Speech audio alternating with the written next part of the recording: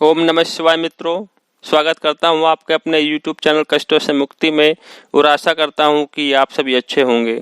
यह वीडियो हम सभी लोगों के लिए बहुत ही खास, बहुत ही महत्वपूर्ण और बहुत ही सटीक जानकारी देने वाली, प्रदान करने वाली तथा उपयोग में आने वाली साबित हो सकती है, क्योंकि हम सभी लोग संध्या काल में दीपक तो जलाते हैं, लेकिन हम लोगों को ये पता नहीं होता कि दीपक को जलाने की विधि विधान क्या है।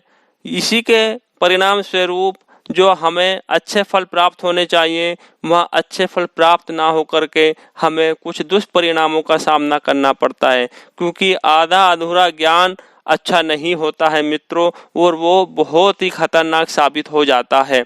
इसलिए मैं कहना चाहूँगा कि आप इस वीडियो को देखिए और बिल्कुल भी स्किप मत कीजिए, क्योंकि कहीं आपने अगर स्किप कर दी तो फिर वही आधा अधूरा ज्ञान वाली बात आ जाती है। मैं अपनी तरफ से पूरी कोशिश करूंगा कि किस तरह से हमें दीपक को प्रज्वलित करना चाहिए, किस समय हमें दीपक प्रज्वलित करना चाहिए और दीपक जलाते वक्त हमें किन किन बातों का, किन किन सावधानियों को अपने ध्यान में रखना चाहिए, जिससे कि हमें दीपक जलाने का जो महत्व होता है उसका लाभ हम लोगों को मिल सके। तो मित्रों, मैं कहना चाहूँगा कि अगर आप इस चैनल पर नए हैं तो कृपया चैनल को सब्सक्राइब कीजिए और हर हर महादेव कमेंट्स में ज़रूर लिखिए। आइए शुरू करते हैं वीडियो को। मेरे पास प्रत्यक्ष और अप्रत्यक्ष रूप में ये प्रश्न आते हैं। प्रत्यक्ष रूप में जो कार्यालय में लोग आके पूछते हैं और अप्रत्यक्ष रूप में जो कमेंट्स में पूछते हैं कि गुरुजी, दीपक जलाने का सही समय क्या है? संध्या काल में दीपक हमको किस समय जलाना चाहिए? उसका सही उत्तर मैं आपको देना चाहूँगा कि हमें गोधूली काल में जो दीपक है वो हमें प्रज्वलित करना चाहिए, जो होता है सूर्य अस्त होने के आधे घंटे पहले से शुरू हो जाता है।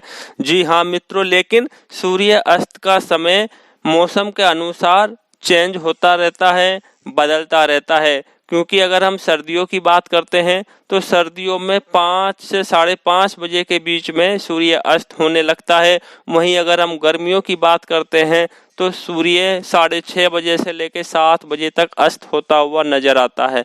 तो इसी वजह से मैं कहना चाहूँगा कि हमें गोधूली काल में जो दीपक है वो हमें प्रज्वलित करना चाहिए। अब दूसरे प्रश्न पर आते हैं। दूसरे प्रश्न में लोग बाग पूछते हैं कि दीपक जलाते वक्त, संध्या काल के दीपक जलाते वक्त क्या गुरुजी हमको स्नान करना आवश्यक है? स्नान करना हमें जरूरी है? स्नान करना अनिवार्य है या नहीं कर सकते स्नान? तो मैं इसके उत्तर में बताना चाहूँगा मित्रों, अगर हम मॉर्निंग की, सुबह की पूजा करते हैं तो स्नान हमें अवश्य करना चाहिए। और अगर हम संध्या काल में हमें पूजा करनी है, संध्या काल में हमें दीपक जलाना है, तो हमें ये बात दिन में ध्यान रखना चाहिए, क्योंकि शास्त्रों के अनुसार, पुराणों के अनुसार शुद्धिकरण काफ़ी आवश्यक है। तो अगर हम दिन में टॉयलेट वगैरह जाते हैं, वॉशरूम में जाते हैं, तो हम लोगों को कुल्ला करना चाहिए और हाथ पैर मुंह धोना चाहिए, जल भी हमें अपने ऊपर छिड़कना चाहिए। ये मैंने आपको अपनी दिनचर्या की जो बात है वो मैंने बताई है, दिनचर्या में ये करना चाहिए। और दीपक जलाने से पहले अगर सर्दी का मौसम है तो आप स्नान करना अनिवार्य नहीं समझते, तो आपको पंच स्नान आवश्यक है। पंच स्नान में आते हैं हाथ और पैर, 2 हाथ 2 पैर 1 मुंह अगर हम धो लेते हैं और सिर पर अपने थोड़ा सा जल छिड़क लेते हैं तो वो मित्रों पंच स्नान में आता है। वहीं गर्मियों में अगर आप समय अनुसार, समय देखते हुए, मौसम के अनुसार, मौसम को देखते हुए स्नान करने में समर्थ हैं तो स्नान तो अति उत्तम बताया गया है, आप स्नान भी कर सकते हैं। तो अपने विवेक को ध्यान में रखते हुए, अपने विवेक से काम लेते हुए आप इस नियम का पालन कर सकते हैं। या तो आप सक्षम है तो स्नान कर सकते हैं, और अगर सक्षम नहीं है तो आप पंच स्नान करने के बाद दीपक प्रज्वलित कर सकते हैं। तीसरे प्रश्न पर आते हैं कि आप ये बताइए गुरुजी, कहाँ कहाँ हम लोगों को, कितने हम लोगों को दीपक प्रज्वलित करने चाहिए?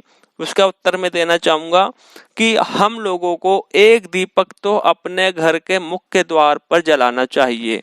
मुख्य द्वार पर जलाने का कारण ये है कि शाम के समय लक्ष्मी और लक्ष्मी जी की जो बहन है अलक्ष्मी, जिसको दरिद्रता भी कहते हैं, वो विचरण के लिए, घूमने के लिए चलती हैं और जाती हैं, भ्रमण के लिए जाती हैं। तो जिस घर के द्वार पर मित्रों उजाला रहेगा, जिस घर के द्वार पर दीपक जलता हुआ मिलेगा, उस घर में लक्ष्मी जी का प्रवेश हो जाता है। वहीं उसके विपरीत जिस घर के द्वार पर अंधकार मिलेगा, अंधेरा मिलेगा, उस घर में अलक्ष्मी यानी कि जो दरिद्रता है उसका प्रवेश हो जाता है।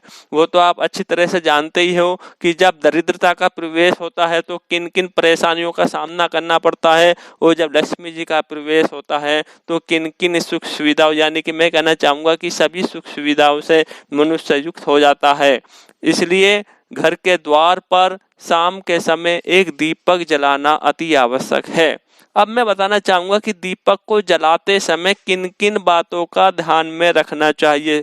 अभी मैं आपको घर के द्वार के बाहर ही एक दीपक की बात बता रहा हूँ, उसको अगर हम जला रहे हैं तो किन किन बातों का ध्यान में रखना चाहिए कि दीपक को कभी भी सीधे जमीन पर ना रखें, उसके नीचे या तो हमें थोड़े से पुष्प रख लेने चाहिए, या फिर केले का पत्ता रख लेना चाहिए उसके नीचे, या फिर हमें कुछ चावल रख लेने चाहिए, या गेहूं के दाने भी हम रख सकते हैं। अब मैं बताना चाहूँगा कि अगर एकादशी का दिन है तो हमें चावल का प्रयोग नहीं करना चाहिए, चावल हमें नहीं रखने चाहिए। वहीं दूसरी ओर जो चावल हैं वो टूटे हुए नहीं होने चाहिए। खंडित चावल का प्रयोग पूजा में वर्जित है, इसलिए हमें जो चावल टूटे हुए ना हो उन्हीं को हम नीचे रख सकते हैं। ये मैंने आपको बताया घर के मुख्य द्वार पर दीपक जलाने का। अब दीपक जो हम जलाते हैं उसका मुख किस तरफ होना चाहिए मित्रों, ध्यान देने वाली बात है। दीपक की लो जो है वो घर के अंदर की तरफ होना चाहिए।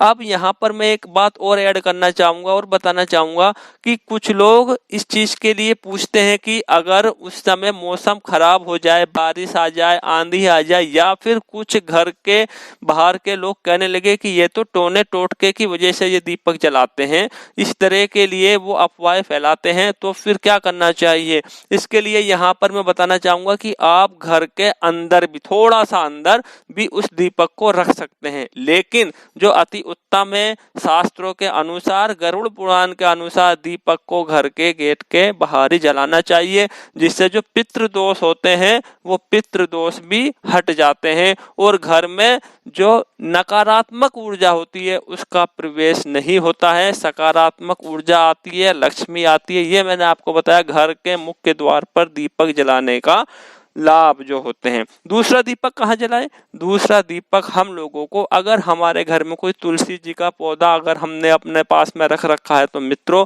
हमें तुलसी जी के पौधे के पास में वो दीपक जलाना चाहिए, दीपक प्रज्वलित करना चाहिए, क्योंकि तुलसी जी के पौधे में माँ लक्ष्मी जी विष्णु जी के साथ में विराजमान होती हैं, और अगर वहाँ पर अंधकार है तो फिर लक्ष्मी जी की कृपा नहीं बनती, और अगर वहाँ पे हम प्रकाश कर देते हैं, उजाला जलाते हैं, तो उससे विष्णु भगवान प्रसन्न होते हैं और लक्ष्मी जी की हमेशा वर्षा होती रहती है। तो दूसरा दीपक हम लोगों को जलाना चाहिए तुलसी जी के पौधे के पास में। तीसरा दीपक की मैं बात करूं, तीसरा दीपक हम लोगों को ईशान कोण में या फिर अपने पूजा घर में, जहाँ हमने अपना पूजा घर बना रखा है वहां पर हमें तीसरा दीपक प्रज्वलित करना चाहिए और भगवान जी की पूजा करनी चाहिए। अब मैं बताना चाहूंगा कि जब दीपक जलाते हैं, अब मैं बताना चाहूंगा कि हम लोगों को किस चीज का दीपक जलाना चाहिए। ये प्रश्न बहुत आता है कि गुरुजी देसी घी का दीपक जलाएं, या फिर सरसों के तेल का दीपक जलाएं, या फिर तिल के तेल का दीपक जलाएं। मित्रों मैं बताना चाहूंगा कि शुद्ध गाय का देसी घी जो कि बड़ा दुर्लभ है, उसका दीपक अति उत्तम माना गया है, इसलिए हमें गाय के शुद्ध देसी घी का प्रयोग करना चाहिए दीपक जलाने के लिए। अगर आजकल गाय का देसी घी उपलब्ध नहीं है तो जो घी आप यूज कर रहे हैं, जो बाजार से आप घी यूज कर रहे हैं, उसका भी दीपक का प्रयोग कर सकते हैं। लेकिन अगर वो भी उपलब्ध नहीं है तो मैं बताना चाहूँगा कि आप तिल के तेल का भी प्रयोग कर सकते हैं। लेकिन हमें सरसों का जो तेल है उसको हम कड़वा तेल भी कहते हैं, उसका दीपक मित्रों हमको नहीं जलाना चाहिए। जलाना चाहिए, कहाँ पे जलाना चाहिए वो मैं बताऊंगा आपको। अगर हम शनिदेव के लिए दीपक जलाते हैं, शनिदेव की पूजा करते हैं या भैरव बाबा की पूजा करते हैं तो उनके लिए सरसों के तेल का विधान है, उनके लिए सरसों के तेल का दीपक हम जला सकते हैं। लेकिन इसके अलावा हम या तो देसी घी का या फिर तिल के तेल का दीपक जला सकते हैं। अब मैं आपको बताना चाहूंगा कि दीपक जलाते समय किस मंत्र का प्रयोग करना चाहिए। तो मित्रों, अगर मंत्र उच्चारण के साथ में दीपक जलाया जाता है तो वो बहुत ही प्रभावशाली होता है और अति उत्तम फल देने वाला होता है। आइए जानते हैं वो कौन सा मंत्र है जो हमें संध्या दीपक के समय बोलना चाहिए, उच्चारण करना चाहिए। आप देख सकते हैं और साथ साथ बोल भी सकते हैं कि शुभम करोति कल्याणम आरोग्यम धन संपदा शत्रु बुद्धि विनाशाय दीपकाय नमोस्तुते दीपो ज्योति परम ब्रह्म दीपो ज्योतिर्जनार्दने दीपो हर्तु मे पापम संध्या दीप नमोस्तुते। तो मित्रों, इस तरह से मंत्र बोलकर आप दीप प्रज्वलित कर सकते हैं। अपनी इस वीडियो के माध्यम से मैंने संध्या दीपक, संध्या पूजा की बात बताई है और हमें मंत्र उच्चारण भी करना चाहिए। मंत्र उच्चारण का मतलब कुछ भी हम, जैसे कि गायत्री मंत्र, या अगर आपने किसी इष्ट देवता को मानते हैं तो उसका मंत्र उच्चारण कर सकते हैं, पूजा आरती भी कर सकते हैं और ये हमें करना भी चाहिए। ये मैंने संध्या दीपक के बारे में मैंने आपको बताया। अगर आपको वीडियो अच्छी लगी हुई हो, जानकारी अच्छी लगी हुई तो कृपया चैनल को सब्सक्राइब कीजिए, लाइक कीजिए, शेयर कीजिए और कमेंट्स में ओम नमः शिवाय जरूर लिखिए। मैं इसी तरह की वीडियो लेके आता रहता हूँ। मिलते हैं फिर एक नई वीडियो में, तब तक के लिए ओम नमः शिवाय।